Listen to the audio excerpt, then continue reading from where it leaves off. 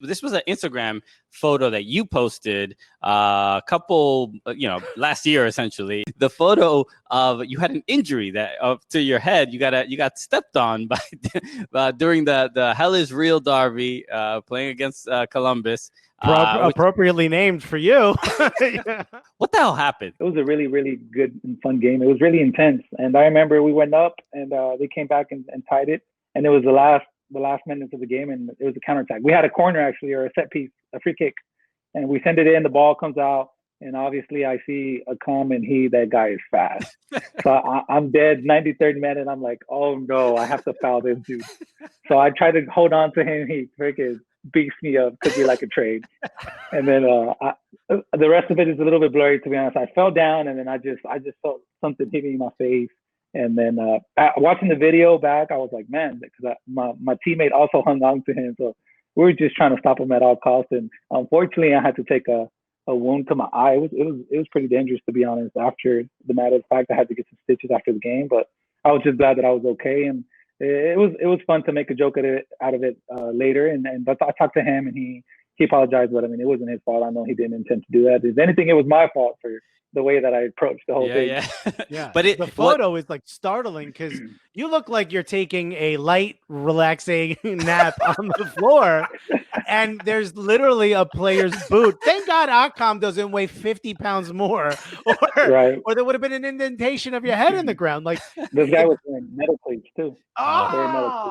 Dude, I mean, yeah, I think there was a photo of the injury itself, and obviously it's terrible, but there's something weirdly, the photo is like the fact that they captured that moment. I don't know who exactly the photographer was, but the fact that dude, like the fact that they captured that exact moment of you, like you're looking at the bottom of the boot, and it's just, it looks like you're processing what's literally about to happen. It's like weirdly like dangerous and like artistic and like it's like insane. A picture of someone waving as a bus is just about to hit them.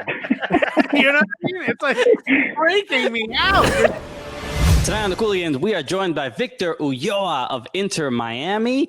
We talk about him leaving Cincinnati, going to Miami, coming from Dallas, that history, and we compare Latino food across all three cities. That's right. You'll be shocked. Cuba wins, baby. We also talk about MLS's leaked format. We talk about how the leak got leaked, and then we talk about the threats to the leak got leaked. And we also talk about a bunch of other stuff, including, what is Serginho Dest wearing, my guy? That and more today on the Cooligans!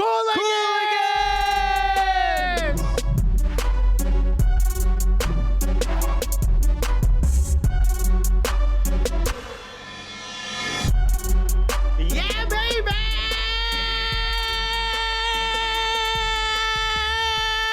Yes. Okay. Look at this. The amount of color on this show. Okay, it's not this just is a lot for a XXL shirt, baby. I'm not gonna lie to you. Okay, yeah, they had to use the Photoshop gallon of pink tool on that one. Like what was it? Where they're like a CSI, they're like enhance, but this time they were like expand, hold the shift button. Hello, everybody. Welcome to the show. We are the Cooligans. Hi, my name is Christian Polanco. I'm Alexis Guerreros. All right, we are your favorite stand-up comedians. I host the funniest soccer show that you have ever seen. Yeah, and heard and watched, and it's not just that. It also happens to be regaliest. El Gulliest. Let's go. Okay. Brat en español. I don't know how to say it in español. Okay. Just put accent marks over all the A's. Okay. There's an Enya somewhere in there. And also an upside down exclamation point at the beginning. What's up, everybody? Yeah, this is, again, look, we're Living Room FC, trying to crush it at home. We're rocking. Look at all the color. Look at all the kits. Alexis, you have the Ford Madison kit on. You're really bringing the heat. Buddy, I mean, the drip. Look at the drip. I'm just going to say, one of my favorite internet videos of all time. They killed it with this kid. I saw it was one of the guys that works for Ford Madison tweeted that as soon as they saw the design, everyone in the room's like, that's it. How can you not? Like, when you see this, you're like, yeah, yeah, I'll take it. That's right. And Portland Thorns also had an incredible drop. Beautiful. This has been Hot Kid Summer, by the way. That's right. Megan Thee Stallion is a little jealous. Yeah. Don V. Commissioner is looking at these kids going like, yo, we need to step our game up. Okay. We're all out here just be like, I'm a savage. All right, let's go. Ruthless. Speaking of clothing, real quick, you saw Serginho Dest posted, right? There's rumors he might go to Barcelona. Homie starts cutting his hair on his Instagram, and he's wearing a full Barca tracksuit. Yeah, it's one of those dress for the job you want kind of deals. I know when people were like, "Oh, but he was born in Holland. He ain't really American." Nah, that boy American. Yo, when you sending a sub that's barely a sub, dog. Welcome to America. You home, boy. That's the equivalent of just sliding into Barcelona's DMs, brother. Get it? Hell yeah, dog. That's like sending a messenger pigeon, but it's an eagle. That's what you just did, my friend. When you play for one team and then you wear a completely other team's full kit, that is the pick of soccer transfers. 100%. But that's a pic with your face in it.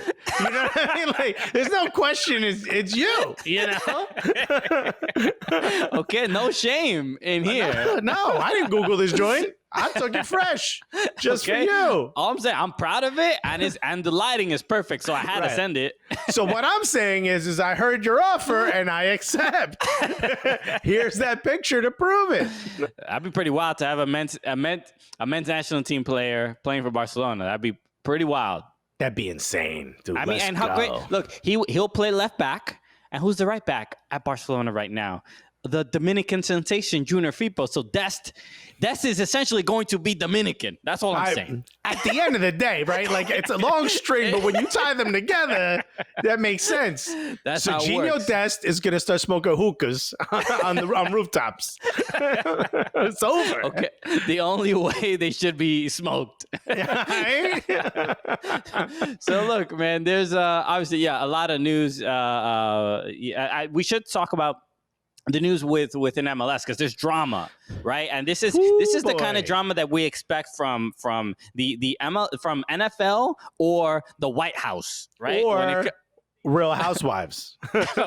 or Real Housewives, correct. Now, we're recording this a week early, so maybe something's changed by the time you're hearing this. Exactly, right? So if you are on top of if you are a subscriber to The Athletic or just kind of on top of soccer news, or if you saw some spilled tea on the internet, yes,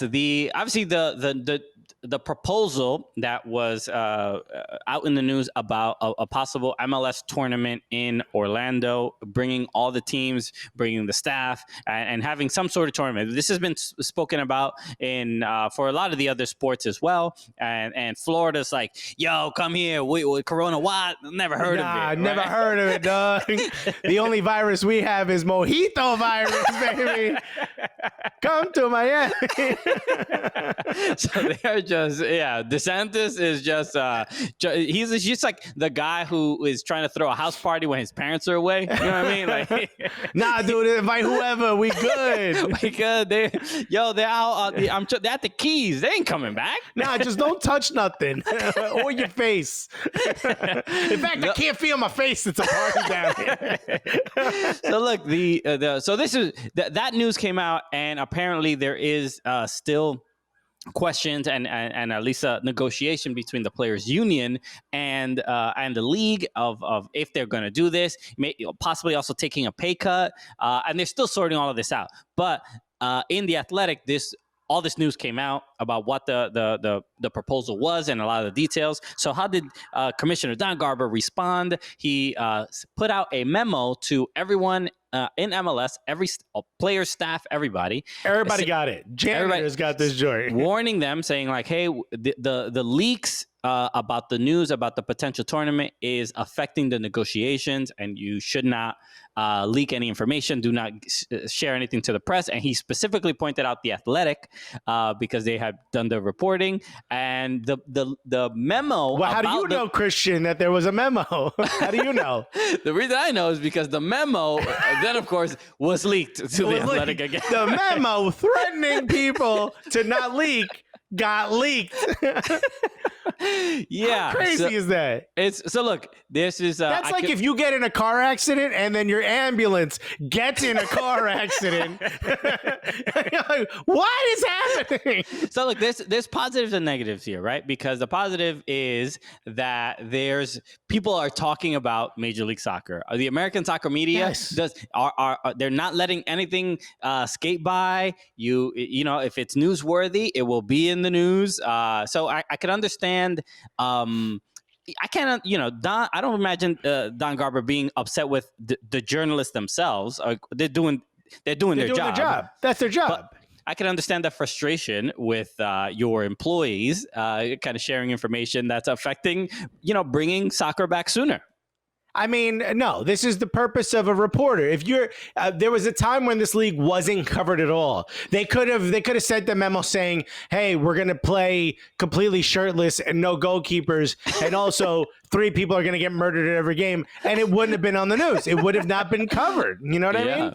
It doesn't matter. Like, this is a good thing. I could understand you saying like, "Yo, we got to get these leagues under control," because the memo I sent out about the leagues got leaked. Like, I could understand the anger and the frustration that happens, but this is the long con. The long game is this is a positive.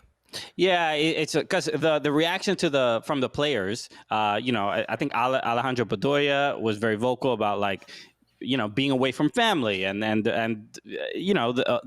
things he was not happy with the deal. And really what happened is that as soon as players start publicly shitting on the idea, then other players are like, "I don't want to do this," and then everyone's like, "Oh, bro, this is what is the idea we had? Is this not?" We're still kind of like, it's hard for me to hear that when I'm still negotiating. You know what I mean? So a lot of drama, but again, there's no such thing as bad publicity, right? When it comes to and if MLS is the first sport back, let's go. Hey, then we lit. All right, we'll be back with more after this.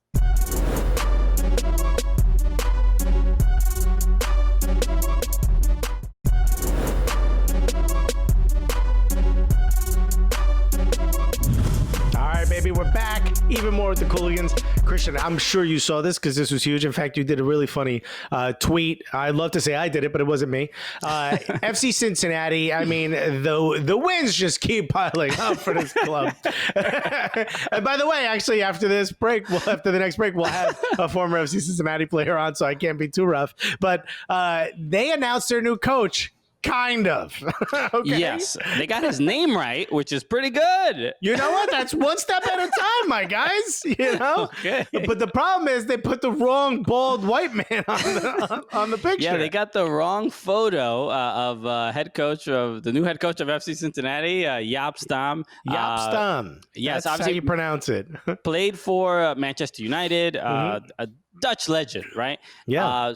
Big announcement, but they post the wrong photo, which is almost unheard of. I'll give you some credit. It's not that different of a looking dude. So, I mean, look, I have to read the name of the guy he's another coach, I think, in Holland, Tynus van Tunenbroek. Honestly, you could have made that up. I wouldn't know. I did not look this up. You could have made that up right now, and I would not have no clue. Look, you see them side by side. Yes, of course, they look very, very similarly. But when it comes to the announcement of the head coach, this is a big one. This is the big one. This is this is the first. You know when they say first impression, you never get another chance at a first impression. This is that. Yeah. No, this is it. In fact, the worst part is like clearly this wasn't like the owner of FC Cincinnati who did this. This was a social media admin. Someone hired to do this.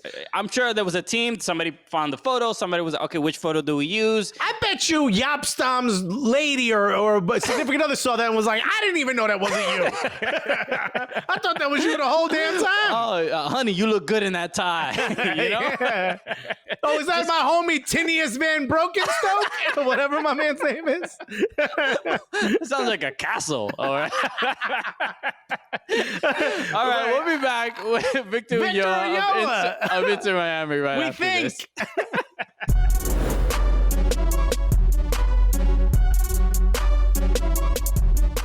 Hi, this is Jim Curtin, head coach of the Philadelphia Union, and I am the first head coach to kick it with the Cooligans.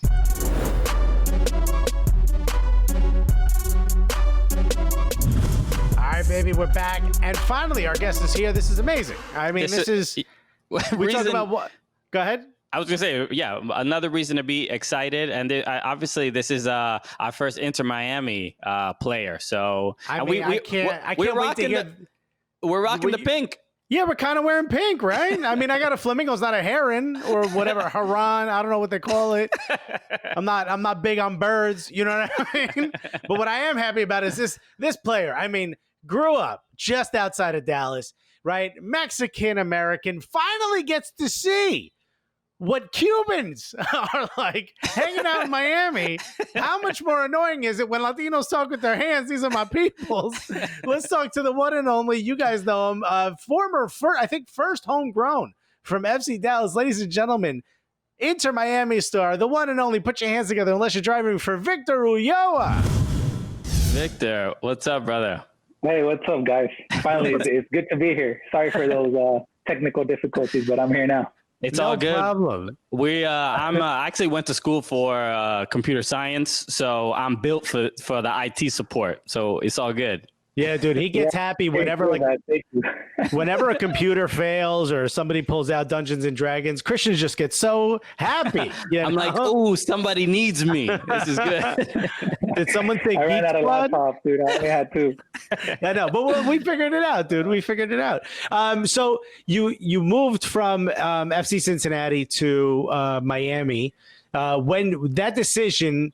What happened? Beckham called, right? Did Beckham pick you up in the helicopter? How did that work? No, I mean, it was obviously we had a tough go in Cincinnati last year, and it was a difficult year for the team and for me personally because we lost so much, and nobody likes losing that much. But at the end of the year, we had to make a decision whether both on my side and on the club, and unfortunately, the club decided to go different ways, and I spoke to my agent, and he found me a great opportunity. Talked to Beckham, and he said, "Hey, come on, let's do it." So it was exciting for me and my family for sure. We've loved it here so far. Yeah, I guess. Oh yeah, you want a cafecito? You want to put down that horchata? Guantanamera. Okay. All right. As you can tell, Victor, Alexis is Cuban. I don't know if you noticed that yet. Very much so. It's hard to miss. For more reasons than one. Anyway, it must be a little bit. It must be weird as a player when you have a tough year on a team, and then the team is like, "Look, yo, I don't think this is really gonna work out between us." And you're like, "Oh, okay, wow, this is." Oh, so you think it's me? So it must be interesting. I'm glad. Look, whenever obviously going to Cincinnati and going to an expansion team and being them being in MLS is like the newness is exciting, but then go right to Miami and then you do it all over again, right? So it must be interesting. What's been that from coming from FC Dallas, being a homegrown, and in that system where you were familiar with it, you were in it for a long time. There was a culture, there was a tradition, and then going from expansion team to expansion team. And what's been kind of the biggest surprise to you in that difference between those three clubs? I think the toughest thing for me last year was that it was my first time away from home. I grew up in Dallas, and I've been there my whole life. And to leave Dallas, and I just had a newborn baby. I mean, he was 1 month old when I had to leave and bring my family over. It was just a different experience. I think it helped me and my wife grow up more, and especially since we were parents now. And just adapting to that new lifestyle was a little bit difficult, and then getting used to. And I'm not using it as an excuse, of course, but it was our first taste being away from home and our first experience. And I think coming to Miami now back to back, like you guys mentioned, is just we are more experienced with the move. We know what was going on. We knew we didn't get that many surprises, and we were ready to take this challenge on. And I think the move to Miami was better in all those senses. Getting away from home, we were okay being away from our family now. We kind of got used to it last year. And just those experiences really that I had in Cincinnati helped me and get through this time here in Miami. Yeah, I mean, that's got to be a tough challenge, right? You grew up your entire life in a city like Dallas. Your girl is from Dallas as well, from the area? right? I mean, you have a kid and then someone calls you and says, we have to move you to Cincinnati. You're like, what did I do? You know, Cincinnati is a tough because it's cold weather. It's just a very different city. It's not nearby. If it was like Houston or something where you're like, all right, that's a quick plane ride. Maybe it's a little different, but it's got to be tough. Is it made it a little easier? Are you able to see your family? Obviously outside of the current pandemic, but are you able to see your family a little more now that you're just a little bit closer being Miami to Dallas?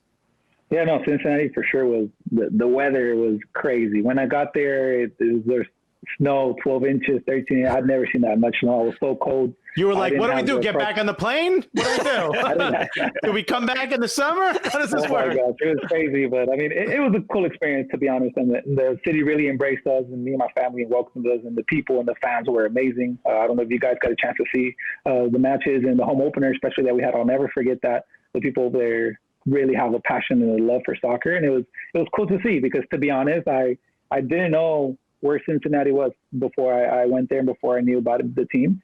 So being there and learning a little bit about the culture there and different, and I've been in Texas all my life, it was a complete change. Yeah. And now here in Miami is a little bit more, I guess it feels more a little bit more home. You see more Latinos, you see more of the Hispanic culture, and you see a lot of Cubanos. Yeah, so I didn't know there was that many Cubanos over here. Oh, hell yeah, baby. We don't have a lot of cities, but we got everywhere. Cafecito everywhere, a little pan cubano. Come on, let's go. Yeah, I'm curious about what the food. Obviously, you know, there's no comparison between Miami and Cincinnati, but like, do you have at least the familiar food and options in Miami that feel like similar to Texas? Or, you know, Latinos can be really competitive with food. Right? So I know you're probably seeing a lot more options. Christian's just trying not to say that Cuban food is better than Mexican food. He's trying not to say it. Everybody knows Dominican food is the best food, but whatever. We'll have this argument.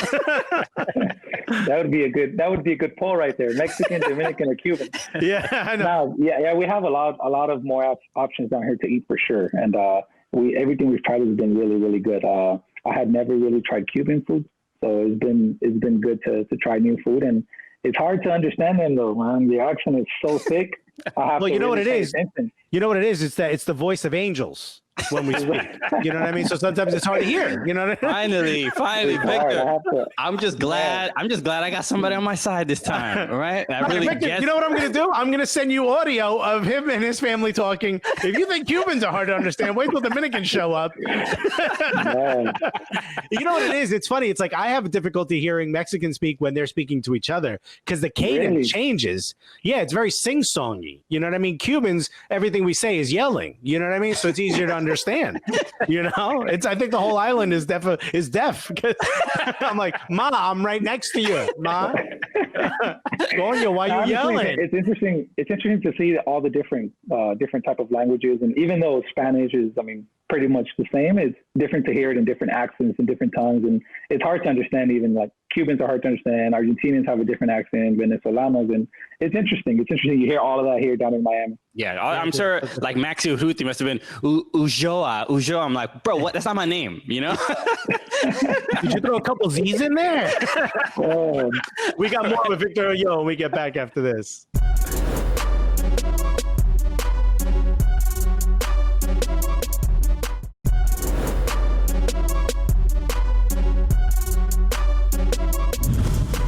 Welcome back. We are here with Victor Ulloa of Inter Miami. And Victor, I wanted to talk about this was an Instagram photo that you posted a couple, last year, essentially. I think you know what I'm going to be talking about. But the photo of you had an injury to your head. You got stepped on by during the Hell is Real derby playing against Columbus. Appropriately named for you. Obviously, like when I saw when I saw it happen, I'm like, I was scared. I'm watching this game, and I'm like, yo, is this dude okay? And I'm glad you were able to laugh about it, and also, obviously, I'm glad that you're okay. But the fact that you were able to joke about it now, what the hell happened? Because that's obviously terrifying. And for those of you who don't know what we're talking about, yeah, David Occam stepped on your head. Wearing soccer clean boots.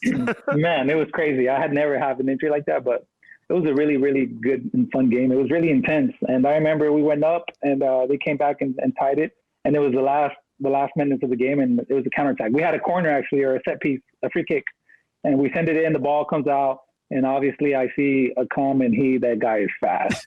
So I'm dead 93rd minute. I'm like, oh no, I have to foul this dude. So I try to hold on to him. He freaking beats me up, could be like a trade.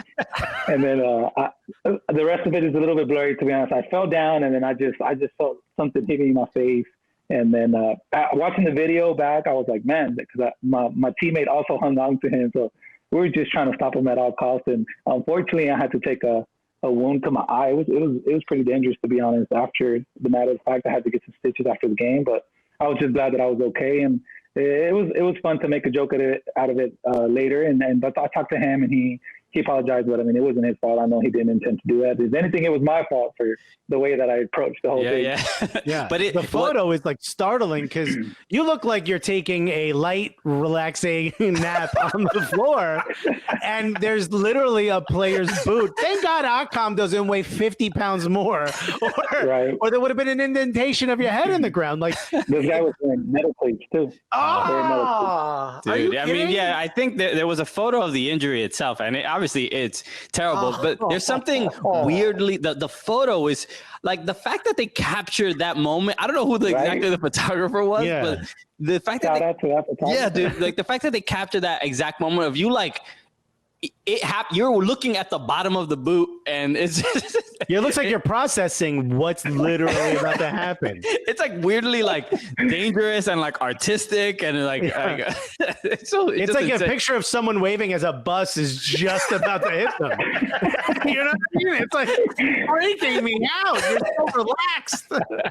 Honestly, what a picture! When they sent it to me, I was like, wow! I was stunned like you guys. I couldn't believe it. Yeah. I was like, I have to make a joke out of it. You have to get that blown up in your house, so when your kid's old enough, they can be like, "What happened?" Just insane, yeah, dude. Generally incredible. I had another quote. We had a question from a Gully Squad, which are like our more dedicated fans, and we had a bunch of FC Dallas fans who miss you and had a lot of questions, but. This came from William Higgins. He asked, from the perspective of one FC Dallas homegrown, were you the first homegrown or second? Do you remember? There was one guy, Brian Leba. He signed first. Okay. And then it was four of us that signed together. Okay. And then at the same time. But he asked, how has the development of young talent changed in MLS? And we know, we've spoken to a bunch of people. Obviously, Fafa Picault was just on, who's now at FC Dallas. But clearly, the FC Dallas homegrown system, and from someone who went through it, how do you feel like it helped develop you as a player and as a person? No, it was huge. I mean, I remember when the program was first introduced in Dallas, it was all over the news. FC Dallas was promoting the tryouts and encouraging all the players. They wanted the best of the best. And I remember it was my first time I had to decide to leave my old team, but they've been huge for me. I mean, my development was amazing. I was playing against the best guys in the country. I was competing against the best around the world also. And I had the best players in North Texas and maybe in the whole of U.S. On my team. I remember those first 2 years we were really good. We really built a culture and an identity, and the coaching and the coach then was Oscar Pareja, and he really helped us as a group develop and keep growing. He challenged us all the time, and especially worked on our mindset and instilled in us to compete, to find a way. That was his slogan, Busca la forma, find a way. And we really took that into our heart, our minds, and went with it. And it helped us individually. It helped us as a team. And I mean, the development has come so big in the U.S. From when I started. I remember I trained 3 times a week. Now guys are training every single day, and they have partnerships with school districts. They have they're training by the pro team in the mornings. I mean, it's really stepping up in a good direction. And even now, you heard that the MLS just implemented a new youth program that's going to have a lot of teams in them, and it's unbelievable.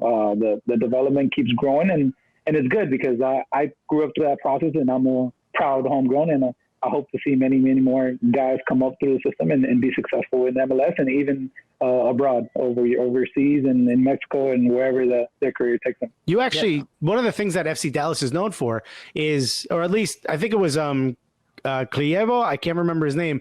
He wanted the academy kids to play. Fernando Clavijo. He wanted the academy kids to play against the first team, and you're sort of from that first generation that did that. What is that for those of us who didn't play? And look at me, I'm a fat guy. Obviously, I didn't play, right? I sweat playing FIFA. I'm not even going to try to get out there.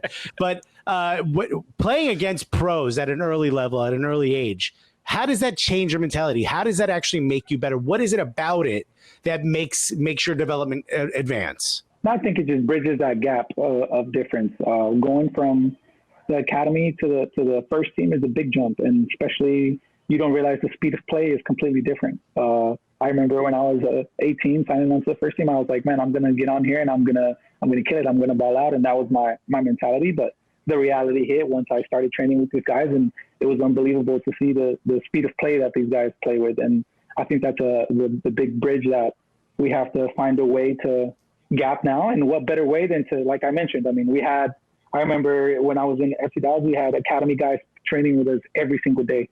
And maybe bring them some younger guys over and giving them a little taste of what it's like, and competing against the professionals is really big for a young guy that believes and that dreams of being on the first team. It helps them in that. I think the speed of play is the biggest factor once you make that jump from academy to first team. Yeah, I always wonder, like, just you were talking about MLS changing, kind of having this new system in place. And it's interesting seeing like where you came from and where we are now. That success story, because there's a lot of people that aren't really happy with how youth soccer is run in the country, but there's clearly success stories. And I don't know what my exact even question is. It's just more like I'm glad that it worked out and that there's stories like this. But is there something that you would say like, yo, this could be a little bit better? From my growth, even though I made it through, is there something that you would change about how, at the youth levels that will help others in the future? I mean, every time I see I relate back to the Dallas boys because I'm familiar with them and I know the coaches, and I mean, every step I've seen from when I started playing in the academy and training 3 times a week in the afternoon after school, and now they have where they have an agreement with the school that it counts as a class credit or as a PE credit, and being able to train with the guys every day, having athletic trainers there. I mean, it's becoming more and more professional, and it's becoming more and more where it's replicating what the first team does. And I think that's huge. I mean, if I had one thing to say is that we should have had that program sooner. Okay. We should have been able to train besides the pros every day. It just makes me feel like I would be that much better, like I would have had more opportunity to grow and to develop and to have even a better career than what I've had. And I mean, it's hard to say because there's a lot of what ifs, but I'm just happy that, me growing up, my parents weren't really able to provide much for me in terms of traveling and all that. Yeah. It's expensive.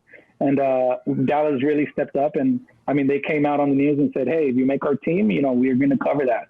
And it's not just the wealthy people playing. And, it gave the opportunity to the best players in our city, in our region. And I really felt that. And I was an example of that, And I'm really grateful and thankful that I made that move, and I made the team, and that they wanted me, and everything's gone great for me since then. All right. Absolutely. All right. We got more. Yeah. Go ahead. You can do it. Yep. We'll be right back with Victor Yo right after this.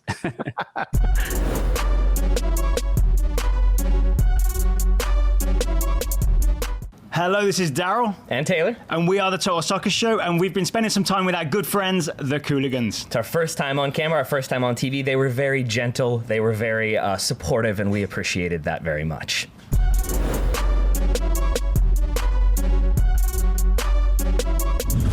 All right, we're back. Victor Ulloa of Inter Miami. There's so many things popping up on the news now. We're recording this actually a week before this airs, so maybe this changes in a week. But there's a lot more whispers, there's rumors, a lot of talks about the league potentially starting back up. Obviously, a lot of players are starting to train in a lot of individual or small groups.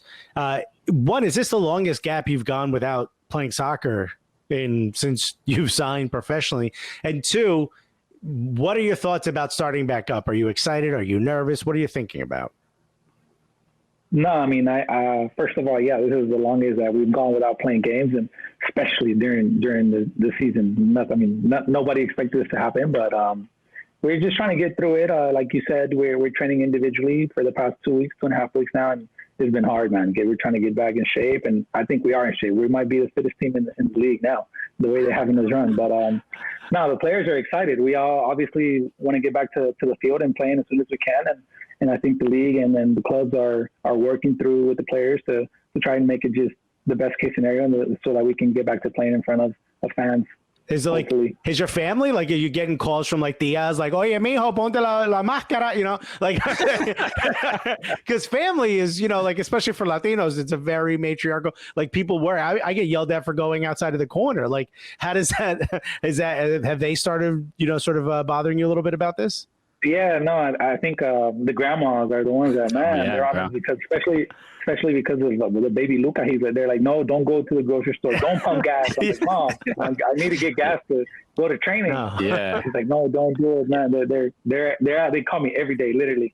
They call me every day, and sometimes I call my mom and she's wearing a mask. I'm like, Mommy, you're home. I think you'll be okay. She's like, no, but like, no. I was going to a patio. You know what I mean? You never know. The neighbors are crazy. I don't trust them. Man. No, that's it's intense. I mean, there is a concern. I mean, the news came out about or leaked about the possible tournament in Orlando and all this other stuff, and obviously the players are very concerned and have those safety concerns. As a player, do you lean more towards you know, I really want to play so I can, you know, obviously continue to earn a living and move forward and stay in shape and those things? Or is it you know, it's hard to make the decision, your career or your health? I'm not asking that, but like, is how eager are you to get back to playing? And if does this tournament thing, I don't know what you've heard about it necessarily. I don't know, you know, but does it seem appealing, like, or a reasonable idea? Yeah, I think the toughest thing with that proposal from the tournament is the time that we will be away from our family. Especially me, I have my baby. You know, I'm with him every single day, and I run with him, and he drives me crazy, but I love it, and I love spending time with him. So I think that's the most difficult thing going around the whole league. If I could think about just players wanting to be with their families. Sorry, he's crying right now. Yeah, no, I can hear it. He's not a fan of the idea. I can hear it. Yeah, he's not a fan. Yeah, Papi, no te vaya. And obviously, the number one concern is the safety. I mean, if they can make it as safe as possible for us to go there and play. And I mean, you've seen we were just talking about watching the Bundesliga, and they're back playing soccer. If we could do it in matters like that, then we would be happy to play. I mean, I'm eager to get back to the field. I'm eager to play. I'd rather do that than the trainings we're doing, to be honest, where we're just running and running and running. Yeah. We live to play soccer and to compete. And I mean, thinking about it even further, it's a joy that we can give back to people around the world and to people in the U.S. with this time that's going so tough, and give them a little bit of distraction, give them a little joy, hopefully. And I mean, we want to get back to the field for sure. Yeah, I know. Go for it, Alexis. Watching the Bundesliga matches, I'm just excited that soccer is back. Something for me to watch. I'm a huge fan. Obviously, we wouldn't have a show if that wasn't the case. But some people have been complaining about the fact that there's no audience, right? There's no crowd, and now they've started pumping in like a fake crowd noise, which I'm okay with. Everyone's complaining about it. I'm like, this is kind of fun. It could be a crowd from another country. I could care less. Just put a crowd in there. It's a little weird to me. It's a little weird when there's no one in the stands and you hear people in the stands. But what is that like for you watching that? Do you sort of, does it change how you play if there's no one in the stands? No, absolutely. Absolutely. The fans, especially the home team, has an advantage with your fan base. And when they go crazy and they cheer you on and they boo for their team, I mean, it's an advantage. It's a 12-man, like they like to say it. It honestly feels like that. I think going back to your comment about the German league, the last week when they started, or 2 weeks ago when they started, I watched the first game and there was no noise, and it was weird to get used to, right? And then now this week they're pumping in those noises, and honestly, I'm with you. I like it. I like that it sounds like that, especially for the spectator. You know, as a fan, you'll hear it, and I mean, it's a little weird that there's no fans, but still hearing some background music, hearing the fans, the chants, and I mean, it just feels like a little bit more normality and back to normal, and that's good for the soul. You know, that helps you. That keeps you optimistic, it is. Keeps you going. Yeah, it's like it's weird psychologically because I know there's no fans, but I hear it, and it's. So I'll say this. I'll say it's more weird for it to be completely silent than it is to hear fake noise. But I still exactly. it's a little uncomfortable still. This is a big chance for clubs that don't get big crowds to be like, yo, like Google crowd noise.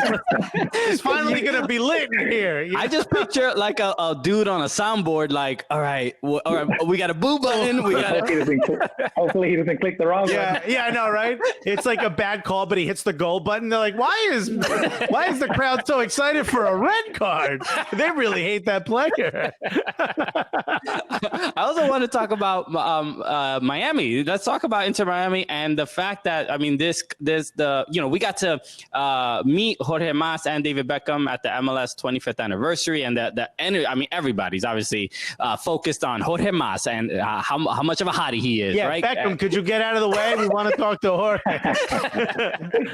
No, but there seems to be an energy for this club. Obviously, MLS going back to Miami. What have even you as not being from there, but seeing this new club and the energy for having a team again in Miami in MLS, what has that been like for you, getting to witness that?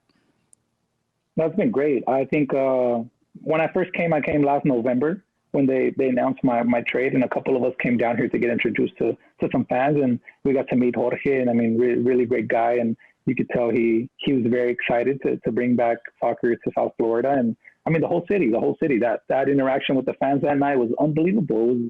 They threw a party, and it was 4 of us, and we didn't have a full team yet, but the happiness and the joy on these guys' faces, and to have soccer here in South Florida, to have a team to cheer on, you could tell, and you could see it, how happy they were. And I mean, us as players, all we want to do is, even though, like you mentioned, we're not from here, but that hits us to the heart, we want to make results happen on the field for them, because they've been waiting for so long for this opportunity and to get into the MLS. And now we're in here, and they brought us, and I'm grateful for the opportunity, and I'm blessed that they took a chance on me, and I'm hopeful that I can repay that back with a lot of victories and a lot of joy, especially for the fans of this city. All right, we'll talk. We got more with Victor Yo, and we get back after this.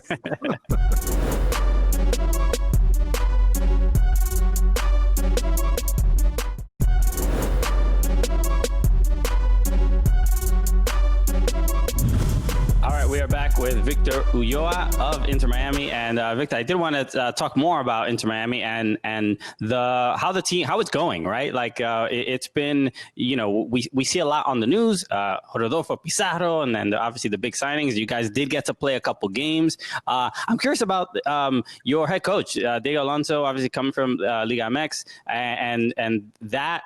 What's been your experience like with him? He's obviously a storied coach and a lot of history. How's it been like for you getting to play for him? No, it's been great. I think Diego is a really passionate guy, and he's a South American coach that is very, very intense, but he's a player's coach. The first day we met him, he was clear from day one that he wanted us to instill in our mind that we were going to be winners, and we were going to win something, and we were going to create something special here in Miami. And I think he really instilled that in everybody, and everybody decided to follow him. And I mean, you see that in the first 2 games that we had. On the field, we're fighting for every single ball, not giving an inch away, and that's the way he is, and he's had success everywhere he's been, and we're hoping that he helps us win something, because we truly believe that we can. If you wanted to give some of the fans, because I mean, you didn't get to play a lot of games, what do you think is the sense of the style? What is the system in which you guys play? It's interesting, because I think we have the ability to change and to move formations, and we have the players, and Diego likes that a lot, to be honest. I've had coaches where they stick to one formation, and that's their ride or die formation. And with him, he adapts. He adapts to the opponents. He adapts to situations during the game that he reads.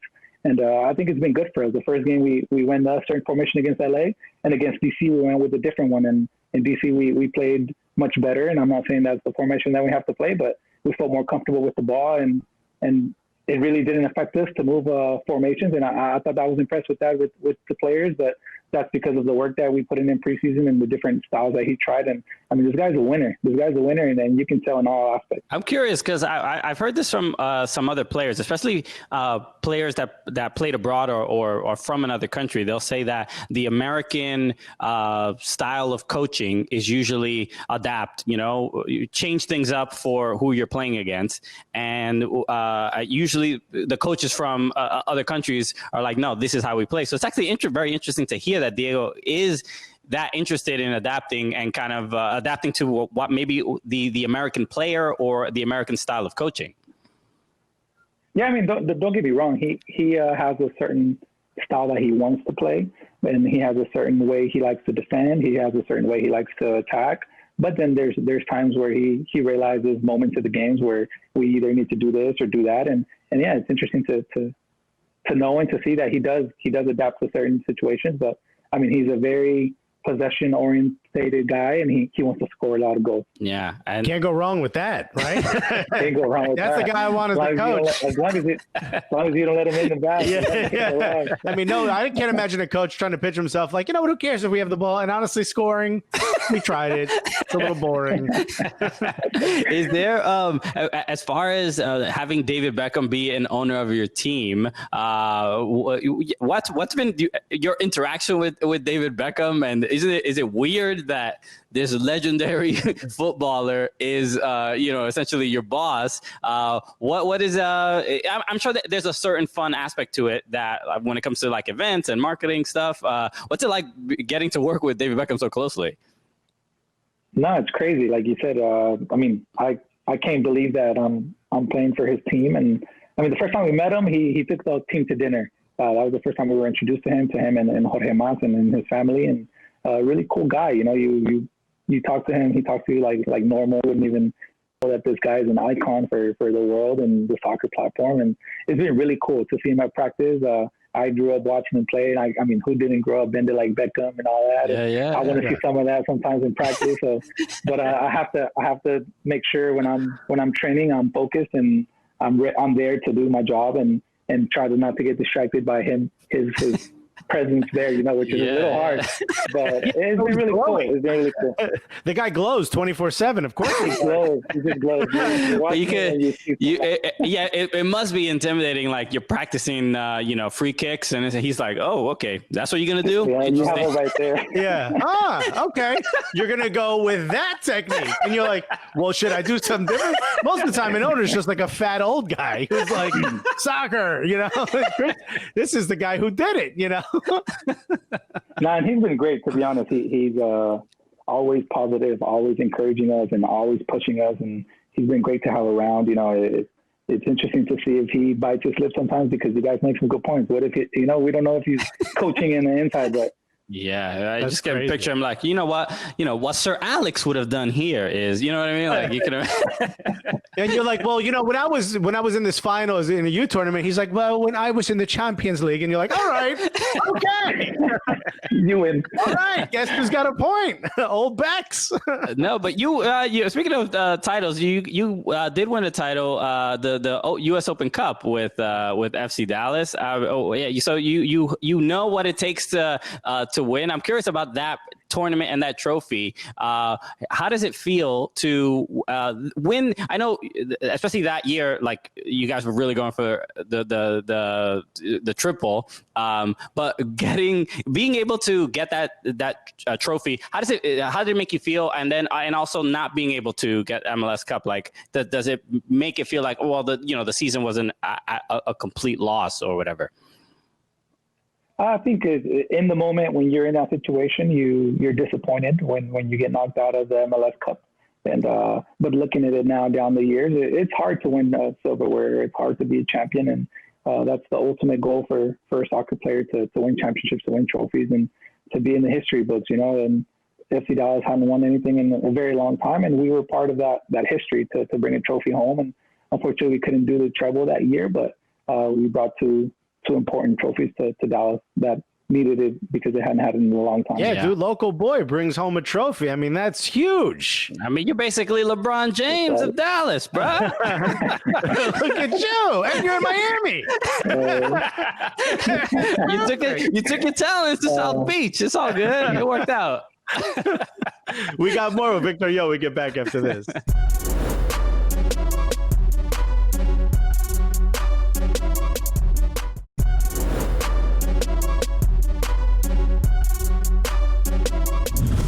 All right, we did it again. Another hit, another great episode. We're so good at this. with a top tier talent like Victor Ulloa. Thank you so much, Victor, for joining us, man. We really appreciate it. Yeah, you did awesome. Is there anything you want to let people know before we sign off?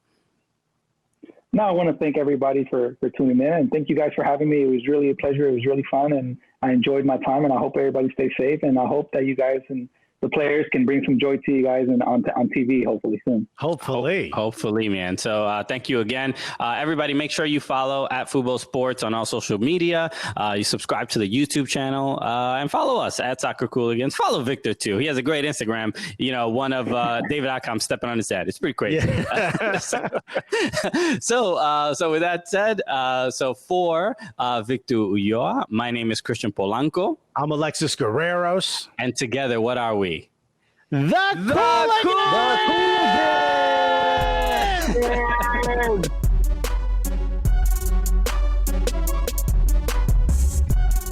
Yo, thank you so much for watching that content right now. Right now, we're staying at home. Thank you so much for staying at home. In fact, if you subscribe, you can watch all the other content we have right now that we're doing from our living room here on Living Room FC version of the Cooligans. Well, what a great opportunity to subscribe and watch more videos of us, the Cooligans, on Fubo Sports. That's right. Hit the subscribe button. You're not doing anything else right now. In fact, what you're doing is listening to us. So if you really love us, you'll do two small things. One, hit the subscribe button. And two, I don't know, maybe give us your credit card number and the last 4 digits of your social. Nothing crazy. 2 small requests.